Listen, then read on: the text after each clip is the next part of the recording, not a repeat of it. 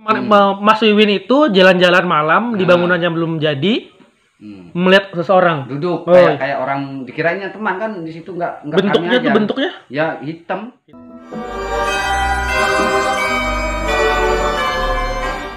Teman-teman, hari ini kita mau cerita tentang pengalaman misteri dari teman-teman yang ada di sini. Malam ini lagi ada di desa Sidorejo karena tadi pagi ada kerjaan. Nah, sekarang kita mau kasih tahu nih pengalaman apa sih yang sudah dialamin sama siapa sih namanya Mas? Wiwin. Nah, Pas sama aku juga malam. Nah, nama Mas siapa? Adi. Nah, Mas Made. Jadi kita mau cerita sih. Sebenarnya saya tuh mau ke lokasinya, temen sudah terlalu malam dan tidak bawa peralatan apa-apa. Di lokasinya tuh di SMP 1 Taman Catur ya. Nah, itu. Ceritain dong pengalamannya apa sih waktu membangun itu SMP itu? Awal-awal cerita itu kan pas aku sama Wiwin kan kerja di sana. Ya. Nah, jadi aku bagian listrik, Wiwin bagian tukang. Jadi nginap di sana. Duduk di ken. Nah, itu posisinya tuh bangunannya belum jadi ya? Sudah separuh. Sudah 80% ya? Habis itu Wiwin tuh di muka. Nah, di muka pas aku di dalam kan. Nah, Wiwin nih jalan-jalan. Nah, sekalinya ada orang duduk. Dikirain teman. Didekatin Wiwin. Lagi ngapain, Pak?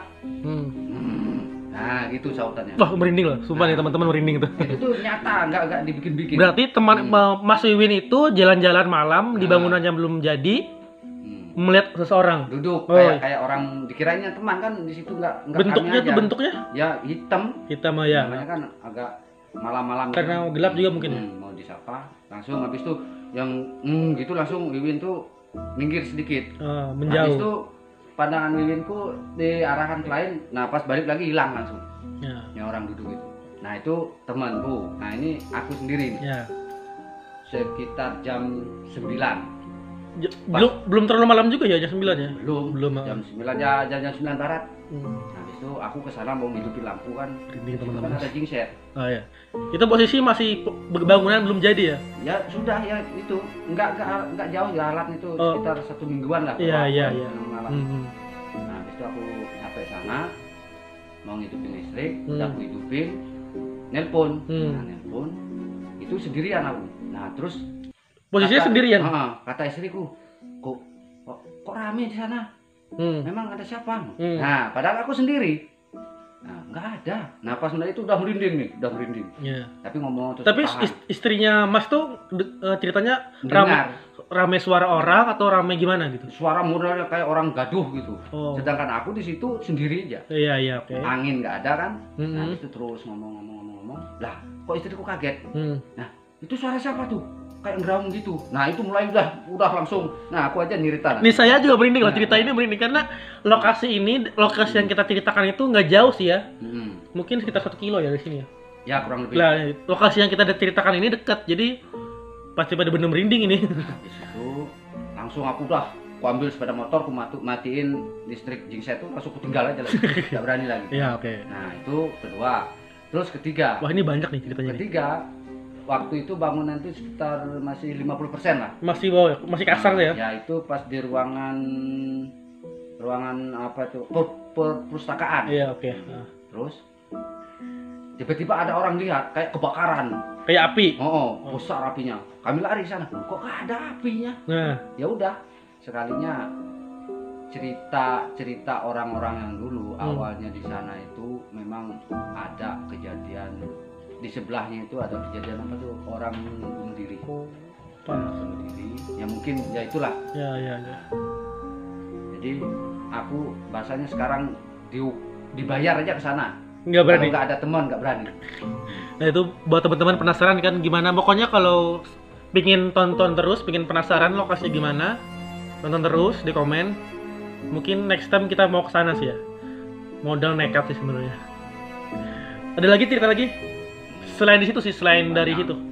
Kalau mau ibaratnya yang istilahnya yang nyata-nyata di kampung kami, di RT 1. Berarti sebelah sana ya? Iya, RT 1. Kalau itu kan ya sebagian memang manusia. Ya, ya. Kan, ngerti kan kalau orang Bali kan. Oh iya, ya. Nah, makanya aku kemarin tuh setiap malam tuh sering aku begadang. Jaga Nah, keamanan. buka rumahku kan ada yang melahirkan. Oh, oke. Nah, ada yang melahirkan. Ya mungkin kayak istilahnya yang bayi itu lahir itu ada kelebihan hari-harinya itu. Jadi itu memang senang yang kayak gitu tuh. Sosok makhluk seperti itu datang ya? Ah itu tuh memang manusia, tapi ya berupa kayak api gitu. Ada berupa ya kayak istilahnya kayak bayangan hitam. Oke. Itu sampai sama Pak Mantir sekali pernah ngejar, langsung hilang. Hilang ya? Tapi sekarang kan anaknya sudah besar ke Pelangka kan, Oh. nah, pindah jadi nggak ada lagi. Sering sampai jam orang bang subuh baru pulang. Kalau itu bahasanya itu kalau kita nggak ngerti aturannya itu, kalau kita mau nyari kebenaran nggak bisa. Itu memang ada namanya. Itu biasanya orang yang kayak gitu yang jadi di sini sampai di sana misalnya 200 meter aja dia tahu. Iya. Iya, kita di sini mau ngintip misalnya. Iya, betul. Nah, dia tahu. Jangan ngintip kita ngomongin dia tahu. Nah, jadi kita tuh harus ada ngerti sedikit banyak kelemahannya. Iya. Kelemahannya itu kan harus pakai apa tuh? Daun sesak. Daun sesak taruh di ketiak. Nah, jadi bau kita tuh nggak dicium. Dia tuh kan ngerti dari bau kita. Oke. Gitu. Nah, di belakang rumah itu kan yang itu udahan. Nah ini aku ngalamin. Pribadi ya? Iya, ini nyata nih. Nah, anakku yang nomor 2 melahirkan. Umur sekitar 8 bulan. Oke. Pas aku habis main voli sore jam 5 itu nangis terus. Seperti ada gangguin. Ya memang nangisnya itu nggak wajar. Setiap dia tuh menatap arah ke belakang rumah, nangisnya itu kayak ketakutan. Iya. Itu baru aku kan ingat kan orang-orang tua bilang kalau kita nyalain api di mana arah anak kita nangis itu kan katanya hilang ya. Nyalain api besar. Jadi saat api nyala itu aja yang diam. Apinya mati nangis lagi. Yang namanya aku kan ya orang tua gimana melihat anak kita. Ya betul. Pasti ada sedikit emosi lah. Habis itu kejadiannya jam berapa? Mulai maghrib. Kalau aku pas nyalain api itu habis maghrib. Maghrib itu jam 5:30 ya, 5:30 jam 5-an lah kurang lebih segitu. Terus habis itu nggak mempan, pakai garam lagi. Disebarin. Sebarin. Ya sebentar aja. Nah, nangis lagi. Jadi aku ini nggak habis pikir sampai Pak Mantir ini. Pak Mantir ke Kolam Tengah nyari orang pintar. Iya, oke. Nah, tapi aku kemarin tuh udah terlalu emosi kan. Aku ambil bongkahan apa nama dapur yang kayak dulu kan Bari kan pakai tanah. Tempat perapian. Nah ya perapian. Kan buat teman-teman nggak tahu itu perapian yang buat itu ya. Itu aku pecahin. Langsung lempar aja lagi, aku teriakin aja, aku tantang dia. Nah, pas jam 10 itu habis aku ngomong kayak gitu langsung diam. 10 malam. Mulai jam maghrib, sebelum maghrib nangisnya sampai jam 10. Berarti kurang lebih 5 jam loh itu ya. Kan nggak wajar. Orang tua mana yang nggak khawatir karena 5 jam anaknya nangis nggak wajar. Itu kan anakku kelahirannya kan Purnama, anak kedua bulan 2 2002. Nah, dia kan yang kayak gitu itu yang istilahnya mistis kan senangnya ada kelebihan jadi buat apa tuh namanya? Iya betul. Mereka mau ngambil energi dia kita gitu. Ya itu. Wow. Menarik teman-teman. Sebenarnya banyak di sini kalau memang jangannya kayak sampean ada yang tukang yang kayak gini kan di sini ada.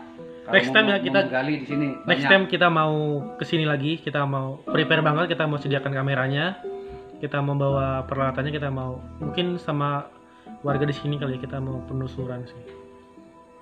Pakai sinter yang sorot. Iya. Sebenarnya saya juga nggak bisa apa-apa, cuman modal nekat doang. Yang buat teman-teman yang nonton juga biar penasaran. Karena nggak cuma di daerah Jawa aja ada kayak gini, di daerah Kalimantan juga lebih-lebih juga gitu. Ada lagi ceritanya? Itu aja oke. Teman-teman penasaran kan kita mau penelusuran, mungkin secepatnya saya atur jadwalnya biar teman-teman gak penasaran. Kenapa saya mau ke SMP situ? Tuh temannya lagi tidur karena kita lagi jaga malam. Kenapa mau ke SMP situ? Karena saya punya sanggar gitu. Saya ikut sanggar kesenian di salah satu desa, dan penari saya itu ada yang di sekolah di situ gitu. Dia sering kesurupan gitu. Jadi saya ngerasa ini kok kasihan gitu, nih anak ada apa kok. Dan juga kabar beritanya sering kesurupan massal di situ kok. Kenapa ya kok jadi ada yang aneh dengan sekolahan itu gitu. Jadi saya mau ke sana, saya mau ngelihat ada apa sih sebenarnya gitu. Ada hal apa yang bisa kita bantu di sana biar sekolahannya aman, murid-muridnya juga belajarnya aman ya gitu sih. Oke teman-teman, karena sudah nggak bisa lagi ngomong kayak teman-teman pada ada yang tidur semua, jadi next, terima kasih, jangan lupa di subscribe, di like, dan di komentar saya mau kemana lagi. Oke, terima kasih.